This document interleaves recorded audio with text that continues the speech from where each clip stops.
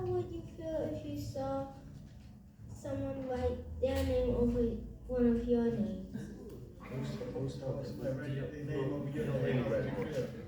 It happened to me before. Over my name? I'm gonna answer that. That has never happened. It's not a good feeling, y'all. It's not a good feeling. You know about that? Yeah, it's not a good feeling. He knows about it. Yeah. Somebody wrote I say, young lady, right over there, stuff, get them back. I'm joking. Somebody wrote over your name, son? They did. You too? No? They didn't know. They wrote over your name too? Yeah, a few people wrote on my name. So, gentlemen, I just wanted to take a moment and say to you guys, you know, it's a pleasure and an honor having you. I'm from Brewerytown, okay? I am the former CEO of the Brewerytown Development Corporation that started the Brewerytown Revitalization, which is now at $5 billion. When you talk about taking our wealth out of the community, that's what they did. I am also best friends of Tim Spencer, who started the Intangible Feed Network back in 1982, right? So everything that you guys are talking about, I am 100% involved. I'm a proposal writer and community developer, and I pledge my support in any way that I can assist you guys in getting your Workshops. What they call your rights. These are your rights that they're about. You know, your intellectual rights, your property, your intellectual property. That's what they took out of Brewerytown. $5 billion worth of our wealth is gone and we'll never get it back. So we need you guys. Thank you. We need you too. Thank you. Chris, question. How do you feel about the new generation of writers that don't focus on piecing and they only focus on tags and throw-ups for a reference?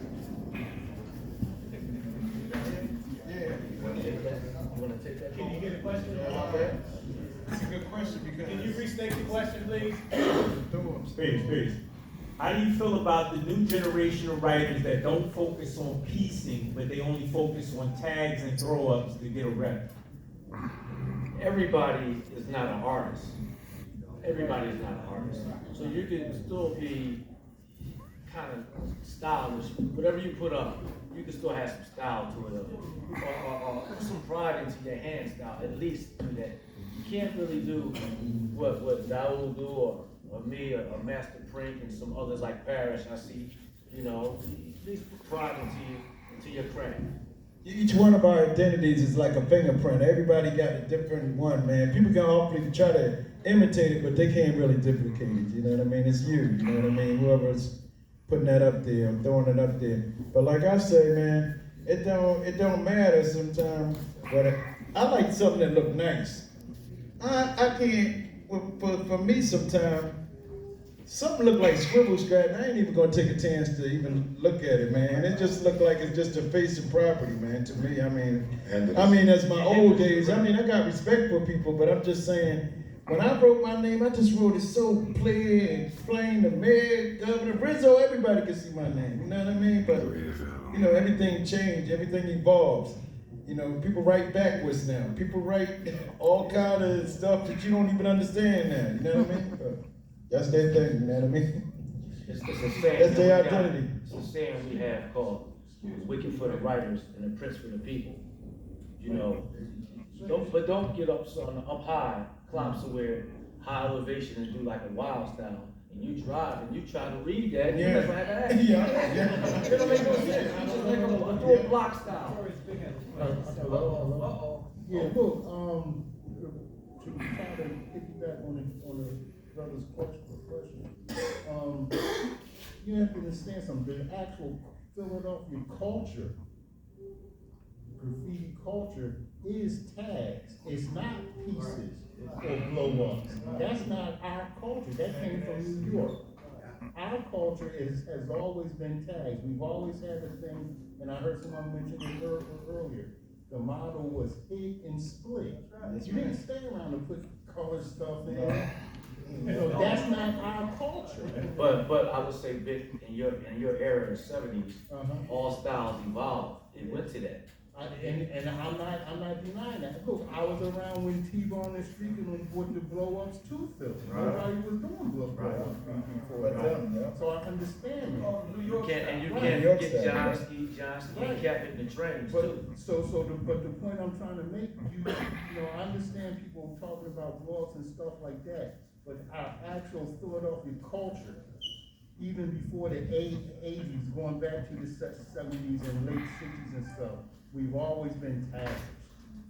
That's the culture. Versatile. But some of them tags is hot, man. Like you look at Hip Name or Hip West Philly, and you look at some, hey, my name it's in Lewis. You know what I mean? Lewis Everybody got their own down. I'm gonna tell you now, graffiti being an ego sport, I'm gonna tell you now, all my stuff is fantastic. I like that. And see that? That's why you're notorious. That's why you're notorious. I got a question Big for Louis, all three, great question. all three of you kings over here. When you bust out to do graffiti, who you chase? Every graffiti. I didn't, and you know, Cornbread ain't chase nobody. We chase, everybody chase cornbread. I chase glory.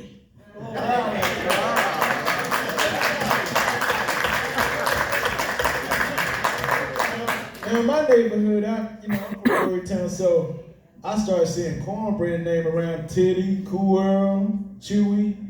Some of these people ain't even around no more, man. Huh? Cool Klepto Kid. I mean, that's my boy. Cool. Well, Joe Cool was around here, man. He with me, but them guys I'm talking about is older than me, like Neptune and all them guys. Smooth around my age, but they before me. That's who cornbread chase. And I seen Bobby Cool, but he was from the neighborhood, so I seen his name a lot.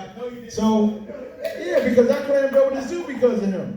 I climbed over the zoo wall and wrote my name on the monorail because he. Yes.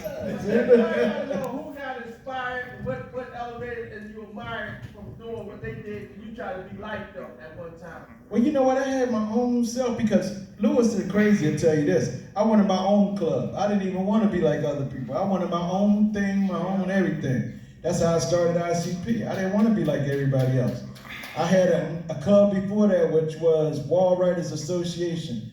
But after that, I was in Club Bad 2 for a minute. And then I said, nah, let me go get my own club. So I started my own club. I had my own band. I had a band in my group. I had ICP girls. Yeah. We had a band, didn't we? Crazy to tell you. We had an ICP band. No, we had a band that actually performed at our gigs. And we had ICP girls. Yeah, we had it going on. We was a social club and a Wall Writers Club. Guys, we got one more time. One more, please. You had to be there, young boy. You had to be there to see. Lewis and Crazy could talk. Lewis. Yeah, Lewis got a question. Come on, Lewis. Two more questions. One gotta be Lewis. Yeah, get Lewis one. Thank you all very much. This was very enlightening.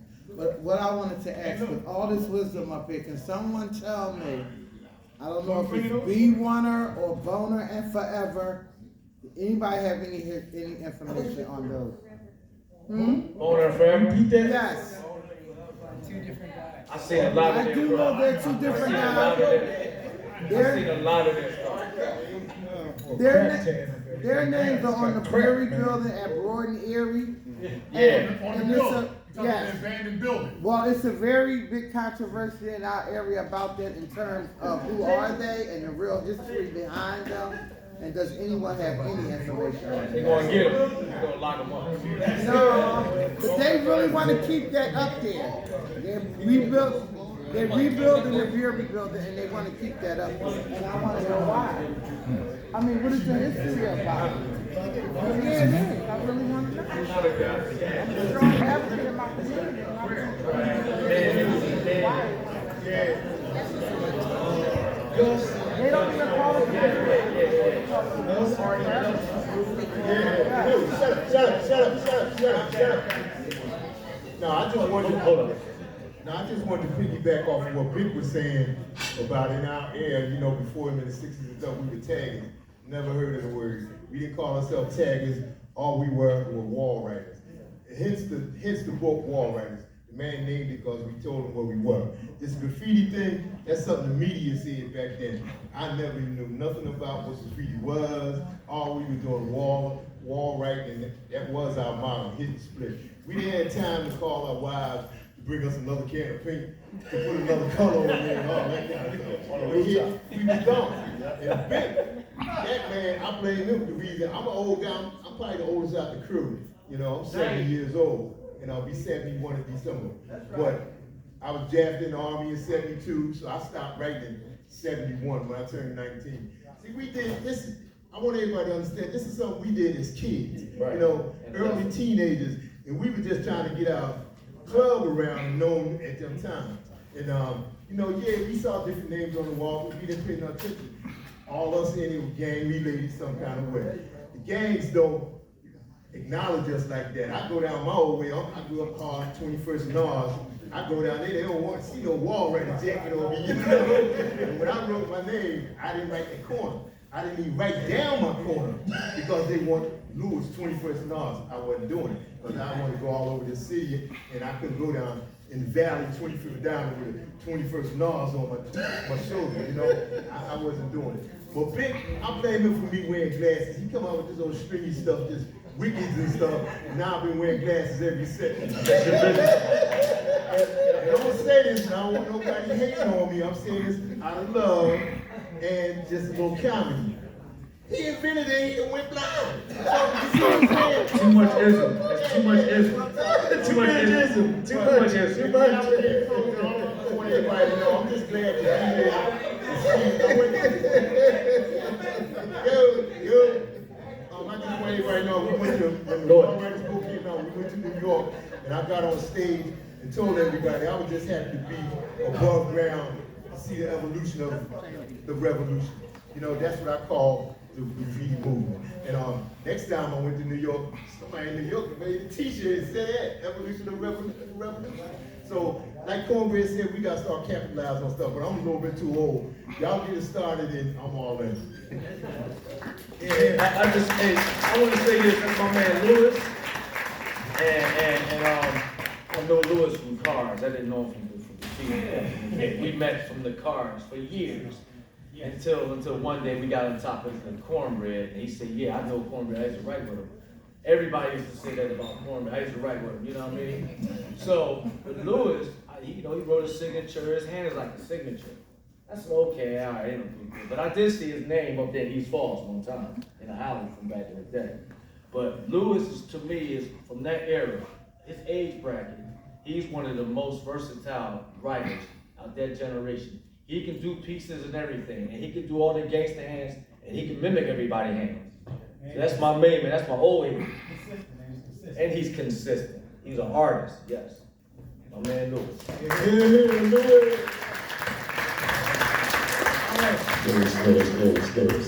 Thank you guys for coming out tonight. Again, this is the beginning.